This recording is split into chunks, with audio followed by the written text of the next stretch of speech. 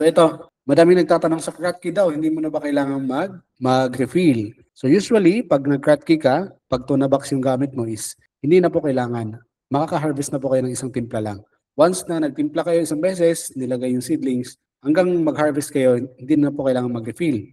Unless talaga kung napakainit at pag-check mo is naubos yung tubig. Pagka mababa na masyado yung tubig, pwede kang mag-refill, walang problema. Basta huwag mo lang punuin ulit. So mag-refill ka lang kasi ang pinaka-goal mo naman is makapag-harvest ka ng maganda. Kasi ganito kasi yan eh.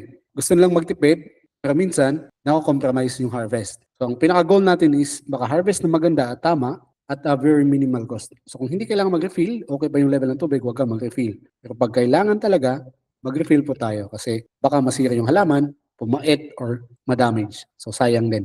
So ang pinaka-goal natin is maka-harvest ng maganda. So yun po. So yun, and check for pest and disease. So kadalasan lang naman insect ng lettuce is leaf miner. Kung makikita niyo yung tinatawag na jet, pwede niyo i-search sa online kung ano yung leaf miner. Yung parang nagtatanal-tanal sa mga dahon, nagbubutas-butas ng nagpuputi-puti yung dahon ng halaman. Yun po yung leaf miner. Leaf miner, minsan meron ding mga uod, pero hindi masyado yung uod. Leaf miner kadalasan. Trips, medyo critical yung trips. Trips, napakapino po ng trips. And hindi mo siya madaling mapansin kasi napakapino niya.